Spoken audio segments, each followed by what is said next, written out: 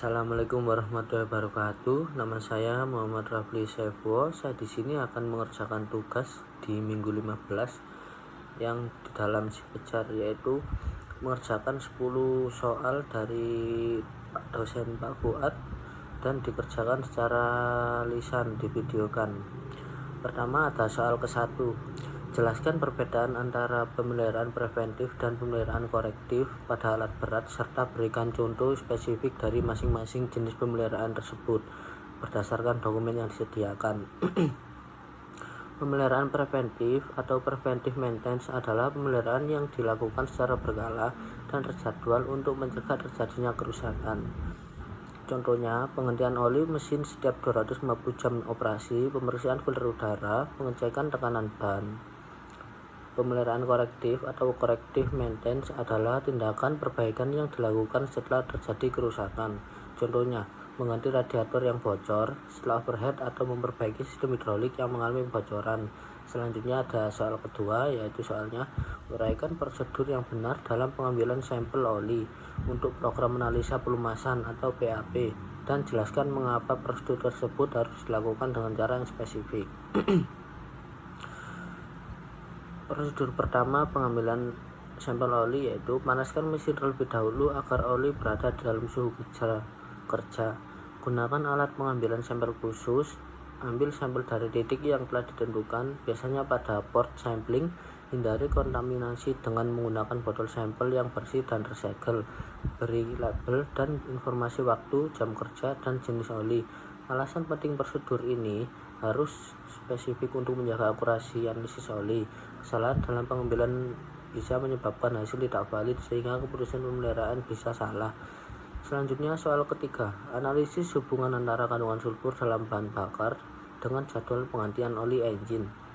Kandungan sulfur tinggi dalam bahan bakar menghasilkan lebih banyak asam sulfat saat pembakaran yang akan tercampur dengan oli dan mempercepat degradasi oli. Dampaknya yaitu interval penggantian oli menjadi lebih pendek dalam jangka panjang. Sulfur tinggi dapat menyebabkan korosi pada komponen mesin, penurunan efisiensi pembakaran, dan peningkatan emisi. Selanjutnya soal nomor 4, bandingkan dan kontraskan prosedur pemeliharaan berkala pada 250 jam pertama atau initial service dengan pemeliharaan berkala normal pada 250 jam. Initial service 250 jam fokus pada pembersihan sistem setelah masa in-Ryan atau Ryan mesin meliputi penggantian oli awal, pengecekan baut, dan koneksi pemeriksaan sistem pelumasan. Normal service 250 jam pemeliharaan rutin sesuai siklus meliputi penggantian filter, pemeriksaan pendingin, pengecekan tekanan sistem hidrolik. Perbedaan dari initial service dan normal service yaitu initial service bersifat deteksi dini kerusakan awal, sedangkan normal service lebih pada pemeliharaan rutin. Selanjutnya soal kelima, evaluasi kelebihan dan kekurangan dari pendekatan condition based maintenance atau CBM dibandingkan dengan schedule overhaul. CBM condition based maintenance kelebihannya yaitu efisien, dilakukan hanya saat diperlukan, mengurangi downtime. Kekurangan memerlukan sensor dan sistem monitoring yang canggih. Selanjutnya schedule overhaul, kelebihannya yaitu terencana dengan baik dan mudah dijadwalkan. Kekurangannya bisa menyebabkan perbaikan dilakukan meski belum diperlukan atau boros biaya. Penerapan efektif CBM lebih baik untuk alat berat dengan jam kerja tinggi dan sensitif terhadap kerusakan mendadak. Selanjutnya soal nomor 6, seorang operator melaporkan bahwa engine alat berat mengalami overhead saat beroperasi. Analisis langkah-langkah yang harus diambil. Hentikan operasi alat segera, periksa level coolant dan keberadaan kebocoran, periksa kipas pendingin dan termostat, lakukan inspeksi pada radiator dan sistem pendingin, ambil sampel oli dan cek adanya indikasi kerusakan engine. Pentingnya prosedur untuk mencegah kerusakan lanjutan seperti keretakan pada silinder atau kegagalan total mesin. Selanjutnya soal ke-7, pada dokumen disebutkan bahwa biaya yang dibutuhkan lebih murah. Sebagai salah satu keuntungan melakukan maintain dengan baik, analisislah dengan kritis. Jawabannya, biaya pemeliharaan rutin memang tampak sebagai pengeluaran, tetapi jauh lebih murah dibandingkan biaya perbaikan besar atau penggantian komponen. Contohnya, gagal mengganti filter udara bisa menyebabkan debu masuk dan merusak silinder yang biayanya sangat besar. Kesimpulannya yaitu, pemeliharaan yang baik bukan hanya mengurangi biaya, tapi juga meningkatkan efisiensi operasional dan umur alat berat.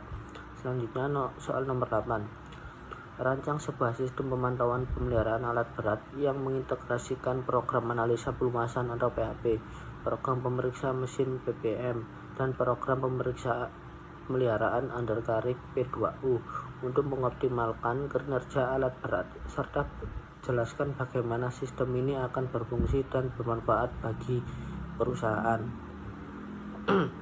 Jawabannya yang pertama yaitu platform terpusat digital atau web dan mobile based yang mengintegrasikan data dari PAP, data hasil analisa oli seperti wear metal, kontaminasi, viskositas, PPM, hasil pemeriksaan mesin rutin dan diagnostik berbasis sensor, P2U, inspeksi fisik komponen undercarriage termasuk track, shoe, sprocket, dan roller. Sistem memberi notifikasi otomatis berdasarkan ambang batas threshold. Parameter yang telah ditetapkan dilengkapi dashboard visual untuk memantau kondisi seluruh unit alat berat secara real time. Manfaatnya yaitu meningkatkan akurasi pengambilan keputusan pemeliharaan. Kedua, memeriksa risiko kerusakan mendadak. Ketiga, efisiensi biaya dengan perencanaan pemeliharaan yang lebih baik.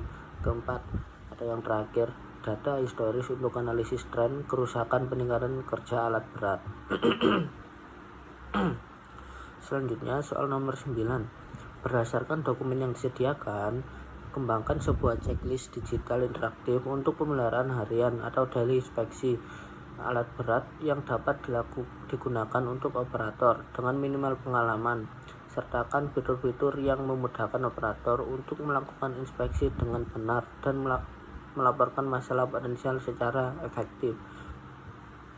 Jawabannya yaitu checklist digital interaktif atau fitur pertama. Tampilan visual dengan ikon gambar membantu pemahaman operator. Checklist step by step dengan opsi ya atau tidak dan kolom komentar. Panduan video singkat untuk tiap langkah, misalnya cek oli, tekanan bar, dan radiator. Input suara otomatis untuk operator yang tidak terbiasa mengetik. Sistem rating kondisi baik perlu diperhatikan atau rusak. Auto report generation yang langsung dikirim ke teknisi atau supervisor jika ada masalah potensial. Notifikasi harian dan pengingat otomatis. Tujuannya yaitu memastikan inspeksi dilakukan dengan standar yang seragam dan akurat walaupun oleh operator baru atau dengan pengalaman minim. Selanjutnya soal nomor 10 atau soal yang terakhir. Dengan mempertimbangkan perkembangan teknologi terkini, usulkan modifikasi atau penyempurnaan pada prosedur pemeliharaan alat berat yang ada untuk meningkatkan efisiensi, keamanan, dan keberlanjutan lingkungan. Berikan justifikasi untuk setiap usulan yang Anda berikan. Jawabannya yaitu usulan teknologi dan justifikasi. Sensor IoT atau Internet of Things untuk membantu suhu tekanan getaran secara real time. Justifikasi meningkatkan efisiensi deteksi dini kerusakan, mengurangi downtime.